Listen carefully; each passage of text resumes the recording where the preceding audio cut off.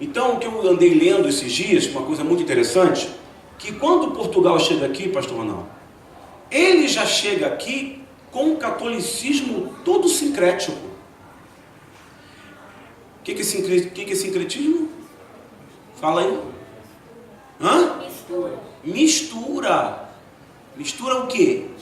De religiões. Por que não fala mistura? Porque sincretismo já diz tudo. É uma mistura religiosa. Quando Portugal chega aqui, ele já vem com o catolicismo sincrético. Me dê exemplos. Vamos lá. Vai, gente. Ele já chega aqui sincrético. O catolicismo tem por si a premissa de ser uma religião politeísta ou monoteísta? Politeísta. Não. Monoteísta.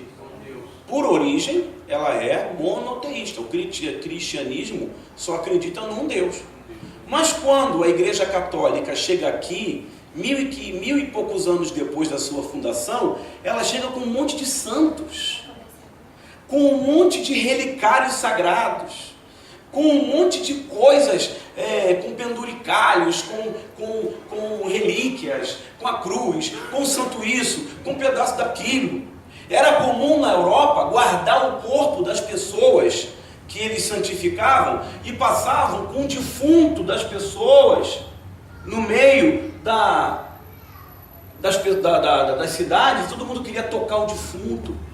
Eu passei para vocês aqui, tempos atrás, aqui no Brasil, uma procissão e as pessoas beijando o santo, chorando. Vocês viram isso? Então, quando Portugal chega no Brasil, ele já chega todo misturado. Pensa, quando nós falamos, quando ele chega aqui, com os padres, com os jesuítas, o jesuíta era da Companhia de Jesus, um braço católico que tinha os melhores padres, que eram professores de filosofia, pedagogia, médicos, matemáticos.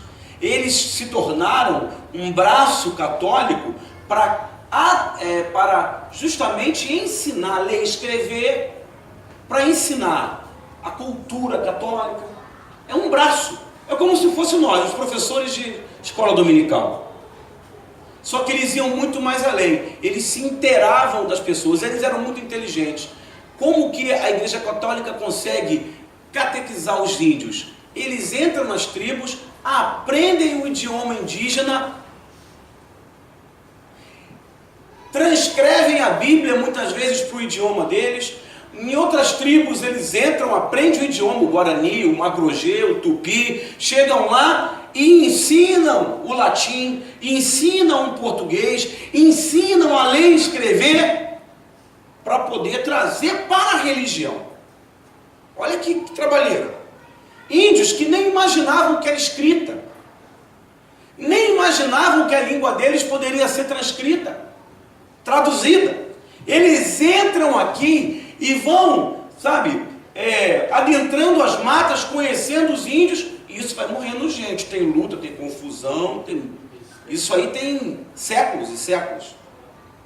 A gente tem mania de achar que a história demora de um dia para outro. Vamos votar agora no fulano. Na semana seguinte estaremos todos empregados e com arma na cintura. Nada disso funciona na história. Tudo demora. Há quanto tempo você está escutando que vai acabar com a seca do Nordeste? Fala aí, velho. Desde que você nasceu, né, praticamente. Né? Vamos acabar com a seca no Nordeste. Vamos acabar com o desemprego. Daremos crédito. Isso não vai acontecer. Por quê? Porque quando acontecer, nós não estaremos mais aqui. São gerações. A ideologia das pessoas tem que mudar. Olhe para você, olhe para nós, como é que nós somos cabeças duras. Imagina mudar a cabeça dura da pessoa. O cara tem que morrer, nascer o filho dele, aí ele passa para o filho, aí o filho passa para o neto, até mudar, meu. É difícil. Então não há essa coisa de acontecer rápido. Tudo demorou demais, tá? Então nós vamos partir daí. O início da colonização europeia, quando Portugal entra aqui, até chegar nos dias de hoje. Estão entendendo? Vamos lá, o que os europeus buscavam? Nós falamos isso semana passada. Primeira coisa, as navegações eram caríssimas. Então, para eles percorrerem o mundo, eles precisavam de ouro. Ouro. Fala assim, ouro. Ouro. O ouro para o índio não valia nada. O ouro para as tribos não valia nada. O europeu deu valor ao ouro. Tá? Os povos antigos deram valor ao ouro. Só que aqui nas Américas, ouro e pedaço de madeira é a mesma coisa. Então, quando eles chegam aqui e vê que os índios não dão valor e não estão nem aí, começam a extrair. Para pagar as suas guerras. Para pagar tudo aquilo que eles queriam. As suas vaidades. As monarquias naquela época davam festas que quebravam o PIB do país. Tá? Luís VIII, ele dava festas que quebravam o país, gente. As festas dele demoravam meses. Tá? Os reis europeus queriam metais preciosos, explorar o solo, fauna, flora, rios e humanos. Era muito comum, até pouco tempo atrás, as pessoas virem no Brasil e irem para a Europa com uma arara pendurada no ombro, já viu? Cultural. A mulher, se eu não me engano, do presidente Kennedy americano, quando ela foi à China, ela voltou com um ursinho panda vivo. Filhote, ele morreu meses depois, porque é um animal muito frágil quando bebê. Entendeu? Ah, eu vou lá que eu quero, achei bonito. Eu estava na Europa, e uma época dessas aí, e eu estava num grupo de brasileiros, e aí tinha assim na beirada da calçada, rosas, quilômetros de rosas. Aí os brasileiros falam assim, para o ônibus, para o ônibus, para o ônibus, para o ônibus. Aí o motorista, que é da cidade, falou, vamos tirar algumas fotos. Os brasileiros desceram e começaram a arrancar. Aí chegou uma pessoa, um transeunte, o que vocês estão fazendo? A gente quer. Aí o cara falou, meu amigo, elas são bonitas aí. Se você tirar elas daí, elas vão morrer. Quando ele chega aqui e vê a cana de açúcar, e ele cristaliza aquilo, ele fica fascinado. Então nós somos um armazém para abastecer país rico. Certo? Não importa nada. Não importava nada, apenas explorar e exterminar. O nosso país chama-se o quê? Qual é o nosso país? Fala aí, gente. O nome pau-brasil vem de quê? Tá, mas por que Brasil? Que era brasão forte como a chama. Brasa forte, chama vermelha. Porque a madeira, de noite, ela parecia uma brasa vermelha. Eu vou mostrar uma foto. Essa árvore tinha em toda a extensão do país. O Brasil é grande, gente? Eles exterminaram. Quem já viu um pau-brasil aí? Você tem que ir a algum lugar para poder ver. Mas o pau-brasil era uma madeira de toda a Mata Atlântica. Eles destruíram, rebentaram com tudo, não tem mais. É patrimônio natural brasileiro você achar uma árvore de pau-brasil. Eles acabaram com tudo. Por que você acha que o Nordeste é uma seca, do começo ao fim? Porque eles destruíram todas as matas para plantar cana, gente. E usaram tanto o solo, tanto, que o solo estragou. Não nasce mais nada, não. Mineração de ouro. Minerar ouro, isso acaba com o solo. Minerar diamante, acabaram com tudo. Você vai no Nordeste, é só pobreza.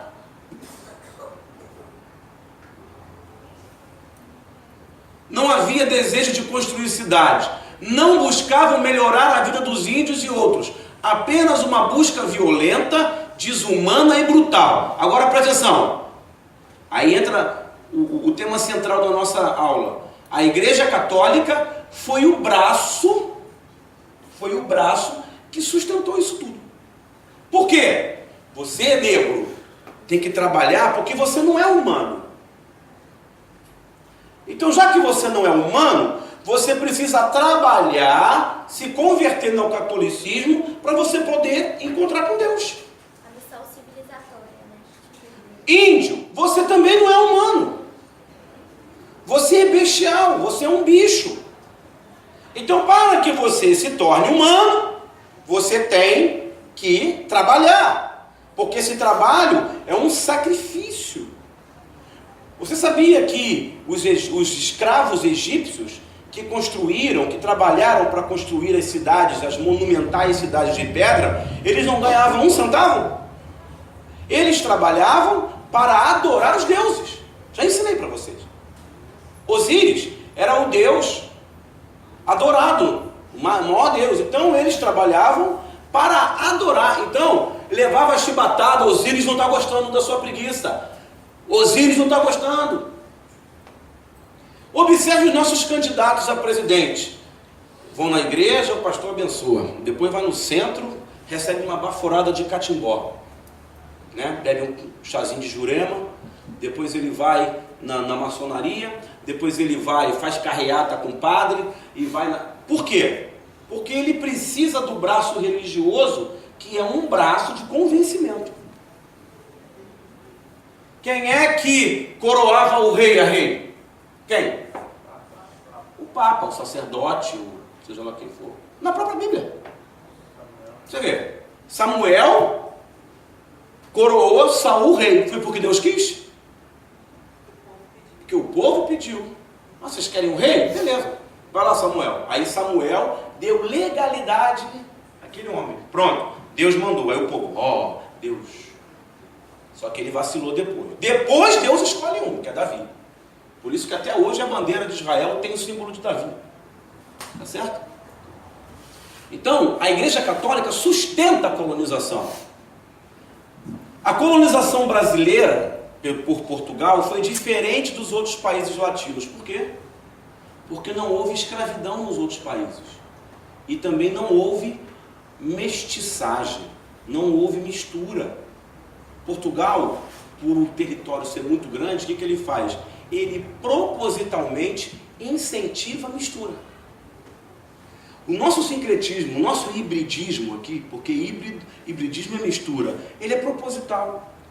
Para não perder o controle, o que ele fazia? Ele pegava um escravo que falava balanto e pegava um escravo que falava banto. E misturava eles. Para quê? Para não ter fuga, para não ter rebelião, para não se comunicarem, só trabalharem. Pegava os índios e misturava com os negros. Liberavam o sexo entre eles. Nasciam novas raças. Chamavam de raças inferiores. E a Igreja Católica apoiando. Porque toda a riqueza que ia para Portugal passava pelos bolsos da Igreja Católica. Por que você acha que há 300 igrejas católicas em cada esquina? Tem aqui. Porque todas as cidades do Brasil têm centenas de igrejas católicas. Porque era necessário ter uma base católica em cada canto, meu amigo, para poder tomar conta da colônia. Certo? Você vai em Salvador, tem não sei quantas mil igrejas. Por quê? Porque ali era o maior centro populacional de escravos e de índios. Rio de Janeiro depois, Pernambuco, Recife.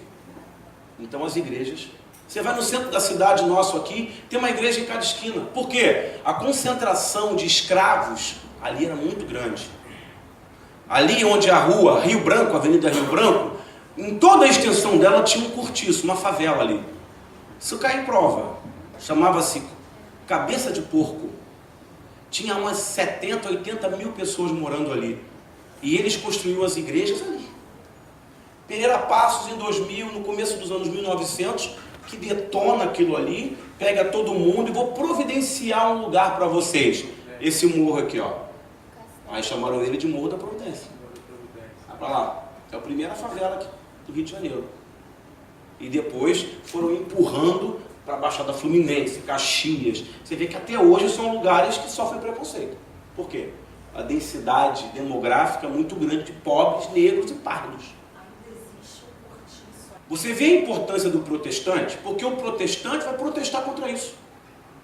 Lutero protesta contra isso.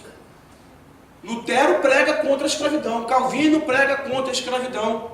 A Inglaterra, por ser anglicana e ser contra, né, a Igreja Católica, porque eles se dividem da Igreja Católica, prega o liberalismo. Prega que as pessoas sejam libertas, que não haja escravidão. Mas aqui, meu amigo, o couro comia, né? Só com a catequese e conversão seriam humanos.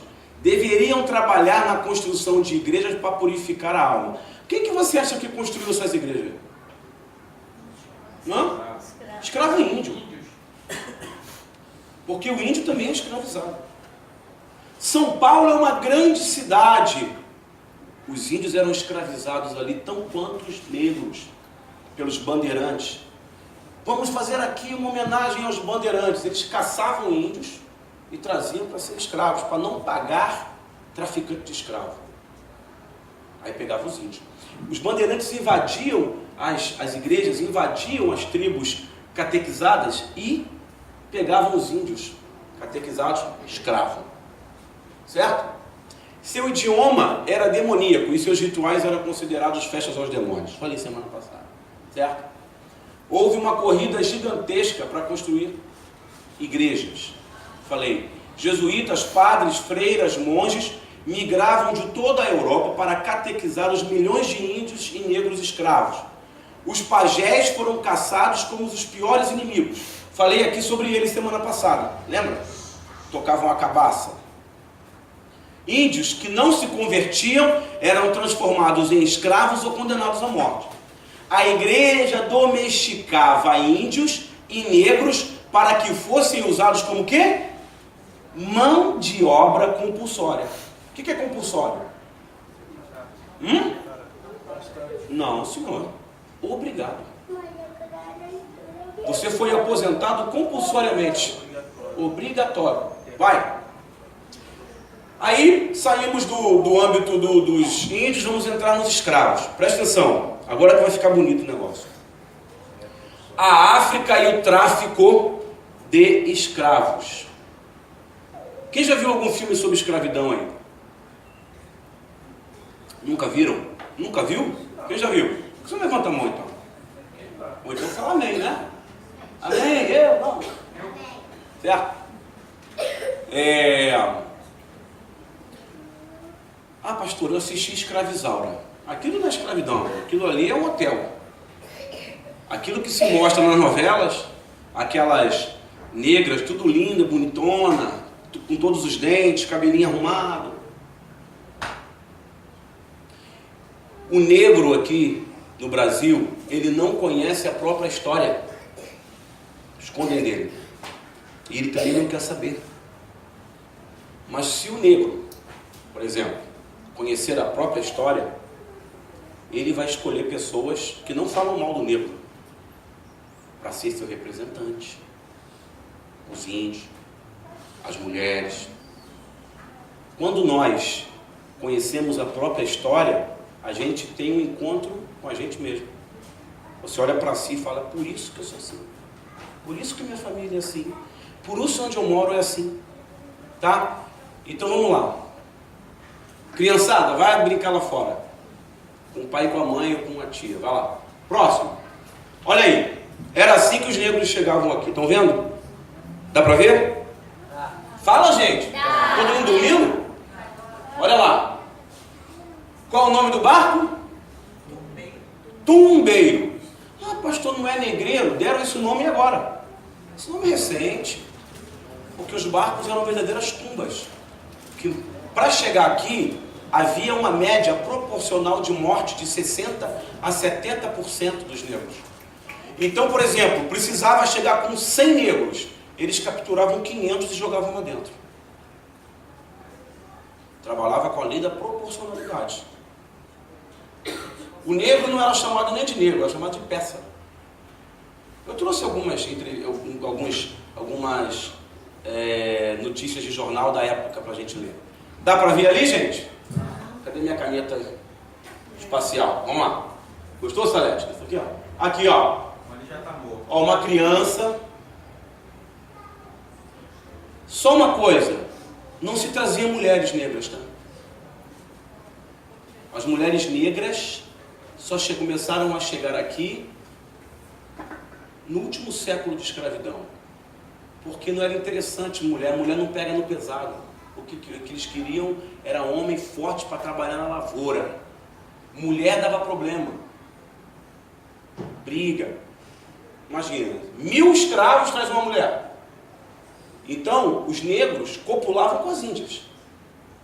Observa o Nordeste, porque os negros começam primeiro lá. A grande população de negros é no Nordeste. Olha como é o lugar do Brasil que mais tem miscigenação, que a gente chama de Paraíba. Olha o Paraíba, que ali é Paraíba lá. Por quê? Ali tinha os negros, índios, holandeses e portugueses. Você vê, o meu sogro é baixinho, tampinha do olho azul. Certo? Truncudinho é um índio com traço negro de olho azul. Aí. Você já deve ter ouvido alguém falar assim, ué, o negro também escravizava o negro. Zumbi dos Palmares escravizou negro lá, em Palmares, no Quilombo. Já ouviu falar? Né? Isso tem essas discussões, você vai ouvir falar. Agora, a escravidão na África era uma escravidão doméstica. O que é uma escravidão doméstica? É quando o escravo, ele trabalha nos setores domésticos da família. A escravidão no Brasil e nas Américas foi a pior. Por quê? Porque transforma o negro, presta atenção, numa força, numa máquina de trabalho. Lá na África, quando o congolês escravizava o angolano, vamos supor assim, vamos pensar dessa maneira, ele trazia o escravo para dentro da casa dele. Esse escravo poderia casar com a filha do senhor dele. Ele poderia, com o tempo, deixar de ser escravo, ser cidadão, ter filho, casar, ter a mesma religião. Mas quando o negro vem para cá, ele é transformado num sistema de força de trabalho. Onde ele é uma máquina, não interessa a vida dele. Outra lenda, que se matava escravo pra caramba. Fugiu, mata ele. Não se matava escravo. Custava muito dinheiro. A grande briga da princesa Isabel com os donos de escravos, na libertação, é porque ela, como princesa, e ela sendo a regente, na ausência do pai dela, ela era a figura do Estado, não era? Vamos supor, é como se ela fosse a presidente da República. Para ela abolir os escravos, o que ela estava fazendo? Ela estava tirando dos senhores de escravos uma propriedade, uma máquina. Tanto é que na lei dos sexagenários e na lei do ventre livre, ela libertava os filhos, mas o Estado tinha que pagar por aquele filho liberto para o dono de escravo. Eu liberto a criança, mas o Estado tem que me pagar, porque ele é minha máquina.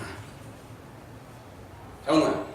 Eu chego para você e falo assim, Marcelo, ó, vou pegar aquele carro lá, aquele Palio lá, vou pegar lá, hein? Tudo bem, tu pode pegar, custa 20 mil. Custa 30 mil. Ó, estou valorizando o teu carro, hein?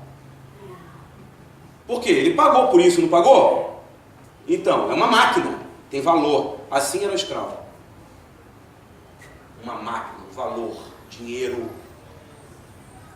Então, fugiu. Irmão, os capitães do mato rodavam o Brasil atrás do fujão, porque ele era propriedade, valia dinheiro. Aí, o que ele fazia então? Pelourinho. O que é pelourinho? Também aprendi recentemente. O que é o pelourinho? Ah, aquele lugar lá da Bahia.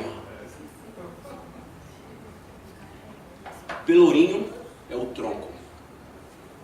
O pelourinho é o nome que se dá ao tronco. Ó, tu vai pro pelourinho. E aí, meu amigo, o negócio é sério. Tá vendo? Então eles aqui como um sistema de trabalho aí. Olha isso. Tá vendo? Na lavoura. Aqui tem uma mulher, porque aqui é plantação de algodão. Lá nos Estados Unidos, a escravidão levava mulheres. Por quê? Porque eles prendiam o escravo, porque ele casava o negro com a negra. Ele tinha vários filhos. Então ele ficava preso à família. E aí o Senhor falava, olha, se você não obedecer, eu mato teu filho. Tiro ele de você e vendo para outro. Então a escravidão lá, o requinte de crueldade ainda era pior. Porque além de apanhar, de sofrer na área familiar, por isso que os negros americanos são mais unidos que o nosso. Lá, irmão, se você, o brasileiro, se apontar para um negro e falar negro, meu irmão, sai correndo. Sai, eu estou falando sério, né, Daniel? Primeira coisa que você aprende lá, não aponte para o negro aqui, cara. Não fala nada. Ah, o negão, olha o tamanho daquele negão. Ele sabe, em todos os idiomas, o que ele é. E aí, meu amigo, se ele não te pegar, ele chama a polícia e tu é preso. Porque o negócio é sério. Não é que não, que essa bagunça, bunda lelê não. Próximo. Ó, a escravidão nas Américas. Foram escolhidos devido ao clima e solo brasileiro, já falei. Tinham bom porte físico, já falei. Muitos eram doutrinados dentro da escravidão doméstica.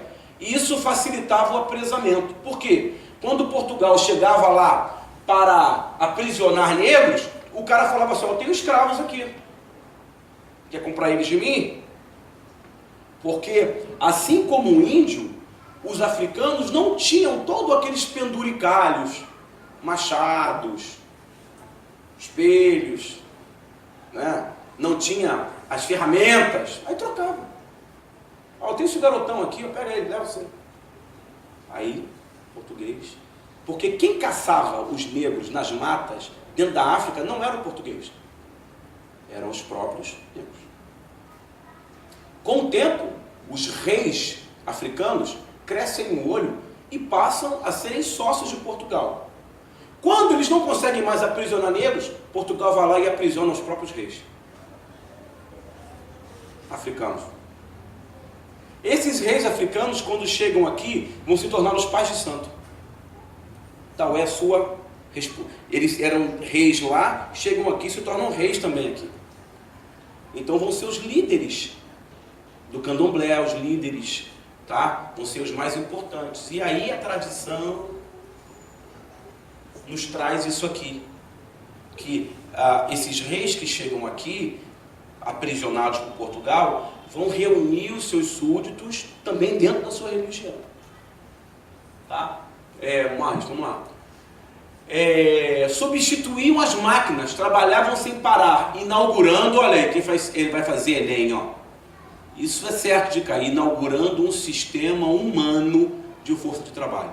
Qual a diferença da escravidão negra na África e no Brasil? Aqui era um sistema humano de trabalho. O homem igual a máquina. Trabalhava igual um trator. Comia, dormia, 4 horas trabalhava. Comia, dormia, trabalhava. Comia, dormia, trabalhava. Eram misturados entre si, já falei, por diferentes etnias, confundindo as próprias línguas e inibindo as fugas. Então, amigo, se eu falo chinês, eu falo português, como é que a gente vai combinar a hora da fuga?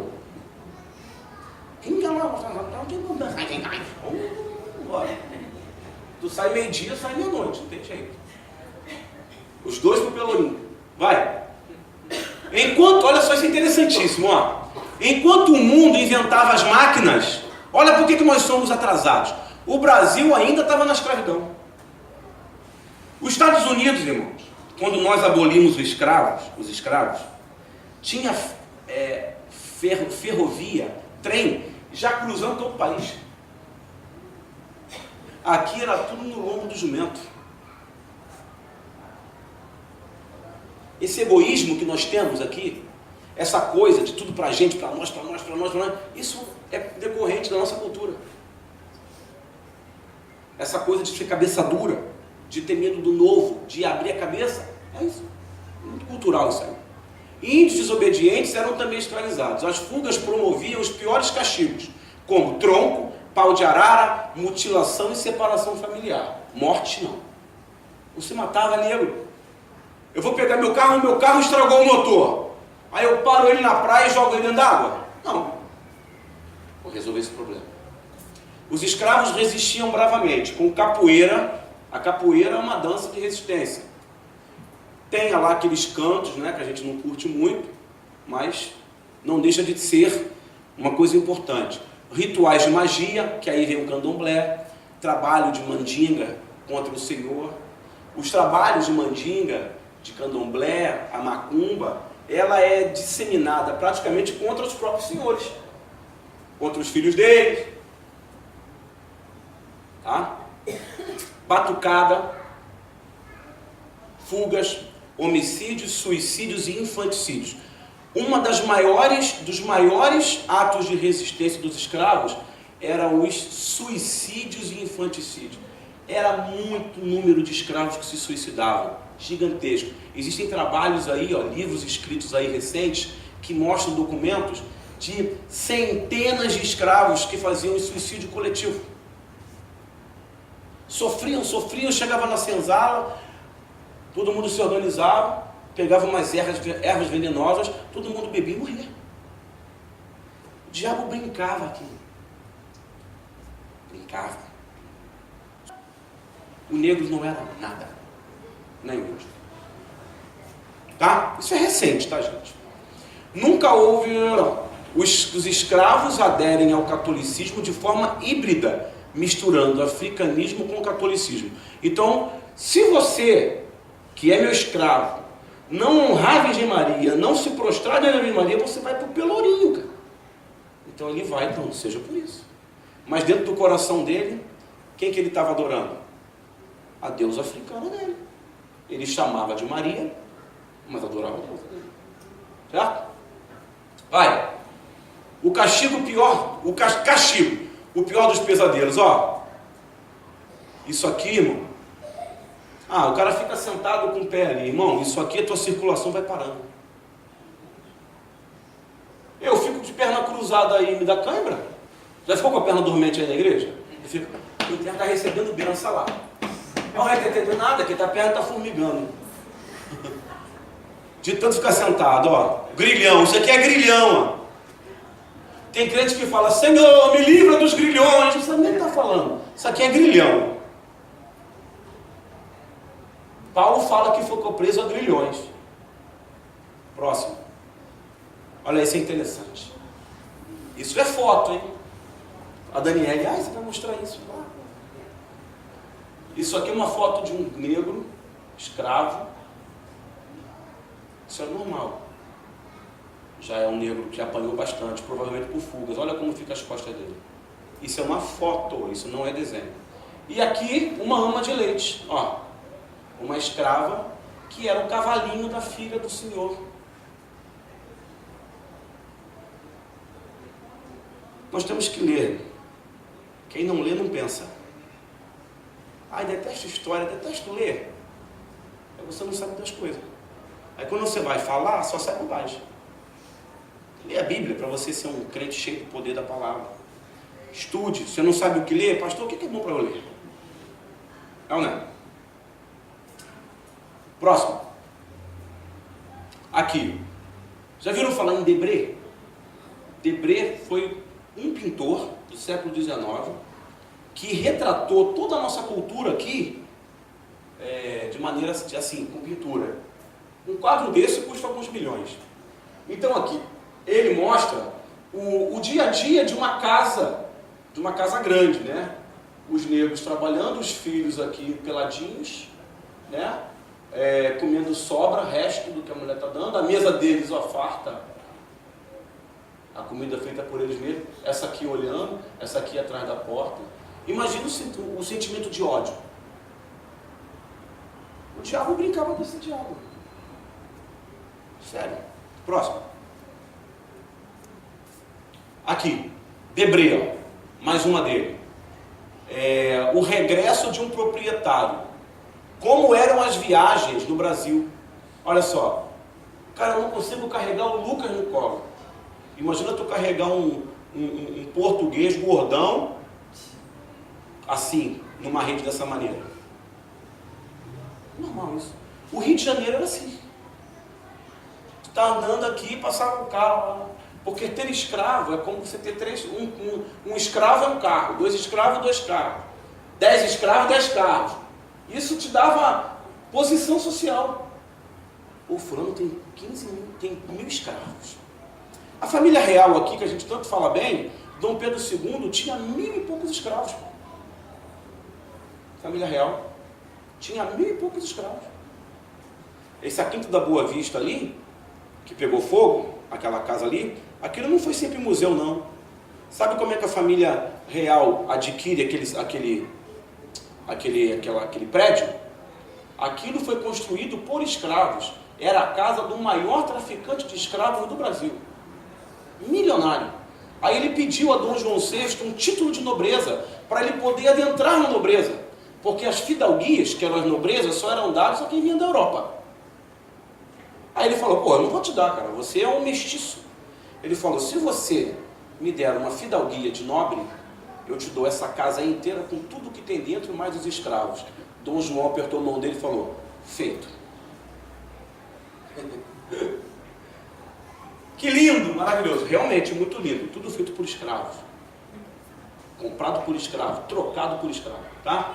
Próximo. Esse aqui é um anúncio de jornal de 1800 e pouco. Dá para ler aí? Não. Estou na frente. Não dá para ler? Pouquinho, vamos lá, vou ler. Vende-se um perfeito cozinheiro de forno e fogão e bolieiro. Perfeito. Pode-se dar para experimentar. Se você quiser levar ele para experimentar, eu deixo. 2 lindos moleques para a lavoura, de 14 e 15 anos. Uma rapariga para a mucama. Perfeita. A rapariga é... De onde vem esse nome rapariga, hein? Esse rapariga, você já sabe para que serve. Perfeita. 3 cozinheiras que lavam e engomam para ver e tratar. Rua São José 27. Aluga-se um moleque na Rua da Imperatriz 2A. Aqui um anúncio de um escravo fugido, dando as características dele. Uma das técnicas da igreja, quando vê que as fugas eram muito grandes, que a igreja católica perdia campo, o que ele faz? Transforma a nossa Aparecida em quê? Eu não posso culpá-los, porque, irmão, no meio do sofrimento, você apontar e falar o que é certo ou errado, não existe certo ou errado, só existe sobrevivência. Por isso que Deus, olhe para mim, por isso que Deus é o justo juízo. Sincretismo forjado. A igreja e a coroa portuguesa incentivaram a mistura cultural e biológica. Não acontece isso na Argentina, não acontece isso no México, não acontece isso no Peru. Você vê a Bia, por exemplo, como é que é aquela carona de índia? Por quê? Porque o espanhol era proibido, o homem branco lá, copular com a Índia. Ele não queria. Foi outra estratégia. A estratégia é que era misturar. Alguém quer perguntar uma coisa? Os estudiosos, que não são crentes, quando olham para a igreja evangélica hoje, eles começam a mostrar, ó, isso aí veio do candomblé. Isso que ele está fazendo aí, essa atitude que ele faz, isso aí é da Umbanda, isso aí é católico. Se nós pegarmos as igrejas neopentecostais aí, não preciso falar, né? Todo mundo vestido de santo, já viu igrejas? Ah, mas qual é o problema? O problema é que você deixa de ser um adorador exclusivo de Deus e começa a receber influência de outras coisas, irmão. E Deus não gosta disso.